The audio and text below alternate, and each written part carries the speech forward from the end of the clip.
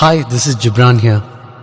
நான் சில பேரை கவனிச்சிருக்கேன். அவங்க எப்போ பார்த்தாலும் எங்கப்பா பணக்காரரா மட்டும் இருந்தாருன்னா நான் இந்நேரத்துக்கு பெரிய உயரத்தை தொட்டிருப்பேன், எங்கள் தாத்தா சொத்து சேர்த்து வச்சிருந்தாருன்னா நான் பெரிய கோடீஸ்வரனாக இருப்பேன் அப்படின்னு புலம்பிக்கிட்டே இருப்பாங்க. அவங்க எல்லாத்துக்கும் இதோ இந்த கதை. ரொம்ப வருஷத்துக்கு முன்னாடி ஒரு கிராமத்தில் ஒரு பையன் அவங்க அப்பா கிட்ட கேட்டிருக்கான், அப்பா, சிறந்ததுன்னா என்ன? எதை வச்சு ஒரு விஷயத்த சிறந்தது அப்படின்னு சொல்றாங்க? நான் நிறைய புக் படிக்கும்போது இவர் சிறந்த மன்னர், இது சிறந்த இடம், இது சிறந்த புக் அப்படியெல்லாம் போட்டிருக்கு. சிறந்ததுங்கிறத எப்படி கண்டுபிடிக்கிறது? நான் சிறந்தவனா ஆகணும்னா என்ன பண்ணணும் அப்படின்னு கேட்டிருக்கான். அப்பாவுக்கு ரொம்ப சந்தோஷம் பையன் இப்படி ஒரு கேள்வி கேட்டதுல. அவரு அந்த பையன் கிட்ட 2 செடி எடுத்துட்டு வா அப்படின்னு சொல்லியிருக்காரு. அந்த பையனும் போய் வேரோட 2 செடியை எடுத்துட்டு வந்திருக்கான். அவங்க அப்பா ஒரு செடியை வீட்டுக்குள்ள நட்டு வைக்க சொல்லியிருக்காரு, இன்னொன்னு வீட்டுக்கு பின்னாடி இருக்க தோட்டத்துல நட்டு வைக்க சொல்லியிருக்காரு. அதை செஞ்சு முடிச்சதும் அப்பா அவங்கிட்ட, சரி இப்ப சொல்லு, இந்த 2 செடியில எது நல்லா வளரும் அப்படின்னு கேட்டிருக்காரு. அதுக்கு அந்த பையன் சொல்லியிருக்கான், இதுல என்ன டவுட்டு, வீட்டுக்குள்ள இருக்க செடி தான் நல்லா வளரும், ஏன்னா அதுதான் பாதுகாப்பா இருக்கு, எந்த ஆடும் மாடும் இந்த செடியை சாப்பிட முடியாது, அதே மாதிரி புயல் மழை எல்லாத்துல இருந்தும் இந்த செடி தான் தப்பிக்கும், அதனால கண்டிப்பா வீட்டுக்குள்ள இருக்கிற செடி தான் நல்லா வளரும், பின்னாடி தோட்டத்துல இருக்கிற செடிக்கு அவ்வளோ பாதுகாப்பு இருக்காது, ஆடு மாடெல்லாம் கூட சாப்பிட சான்ஸ் இருக்கு அப்படின்னு சொல்லியிருக்கான். அதுக்கு அவங்க அப்பா, எது சிறந்ததுன்னு கேட்டேல, இதுக்கு ஆன்சர் கொஞ்சம் வருஷம் கழிச்சு உனக்கு நான் சொல்றேன் அப்படின்னு சொல்லியிருக்காரு. அதுக்கப்புறம் அந்த பையன் டவுனுக்கு படிக்க போயிட்டான். ரொம்ப வருஷம் கழிச்சு வீட்டுக்குள்ள வந்தவன் வீட்டுக்குள்ள இருந்த செடி நல்லா பெருசா வளர்ந்து இருக்கிறத பார்த்து அவங்க அப்பா கிட்ட சொல்லியிருக்கான், நான் தான் சொன்னேன்ல இந்த செடி தான் பெருசா வளரும் அப்படின்னு, இப்ப பாருங்க நான் சொன்ன மாதிரியே இது பெருசா வளர்ந்துருக்கு அப்படின்னு சொல்லியிருக்கான். அதுக்கு அவங்க அப்பா, சரி பின்னாடி தோட்டத்துல இருக்க அந்த செடியை போய் பார்த்துட்டு வா அப்படின்னு சொல்லியிருக்காரு.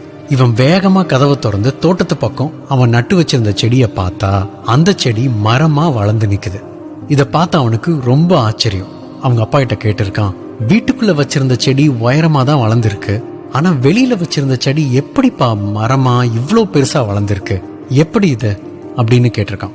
அதுக்கு அவங்க அப்பா சொல்லியிருக்காரு, வீட்டுக்குள்ள வச்ச செடி பத்திரமா பாதுகாப்பா தான் இருந்திருக்கு, ஆனா வெளியில வச்ச செடி பல மழை புயல் எல்லாம் பார்த்திருக்கு, நல்ல சூரிய ஒளி அதுல பட்டிருக்கு, பல கஷ்டத்தையும் சந்திச்சிருக்கு, அதனாலதான் இன்னைக்கு இது இவ்வளோ பெரிய மரமா வளர்ந்துருக்கு.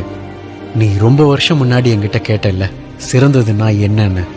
ஒரு விஷயம் சிறந்ததா மாற பல தோல்விகளை சந்திக்க வேண்டியிருக்கும், பல கஷ்டத்தை ஃபேஸ் பண்ண வேண்டியிருக்கும். ஆனா இந்த கஷ்டத்தையும் இந்த தோல்வியையும் தாங்கிட்டு எவன் ஒருத்தன் தன்னோட லட்சியத்தை நோக்கி போக தயாரா இருக்கானோ அவன் தான் சிறந்தவனா இருப்பான், இந்த வெளியில வச்ச மரம் மாதிரி அப்படின்னு சொன்னாரு. உங்க அப்பா பணக்காரரா இருந்திருந்தா அவரோட நிழல்ல தான் நீங்களும் வளர்ந்துருப்பீங்க. இந்த வீட்டுக்குள்ள வச்ச செடி மாதிரி பத்திரமா தான் இருந்திருக்கும், கொஞ்சம் உயரமா கூட வளர்ந்துருக்கலாம், ஆனா மரமா வளர்ந்திருக்க முடியாது. நீங்க எந்த பின்புலமும் இல்லாம யாரோட பக்கபலமும் இல்லாம நீங்களா கைய ஊனி எந்திரிச்சு வரும்போது பல போராட்டங்களை சந்திச்சிருப்பீங்க, பல கஷ்டங்களை ஃபேஸ் பண்ணியும் இருப்பீங்க. ஆனா இது எல்லாமே உங்களை பக்குவப்படுத்தி இருக்கும். இந்த வெளியில வச்ச செடி மாதிரி மரமா வளர உதவி இருக்கும். உங்க அப்பா பணக்காரரா இல்லாம போனதுக்கும் உங்க தாத்தா கோடீஸ்வரரா இல்லாம போனதுக்கும் இப்போ உங்களால எதுவுமே பண்ண முடியாது, அது முடிஞ்சு போச்சு. ஆனா ஒண்ணு உங்க கையில தான் இருக்கு. அது என்னன்னா, உங்க பையன் பணக்காரரோட பையனா வாழ்றானா இல்ல ஏழையோட பையனா வாழ்றானா அப்படிங்கிறது உங்ககிட்ட தான் இருக்கு. அதை நீங்க மிஸ் பண்ணிட்டீங்கன்னா உங்களை மாதிரியே உங்க பையனோ பொண்ணோ புலம்புறதுக்கு நீங்களே ஒரு காரணத்தை கொடுத்துருவீங்க. தேங்க்யூ. உன் வாழ்க்கை உன் கையில்.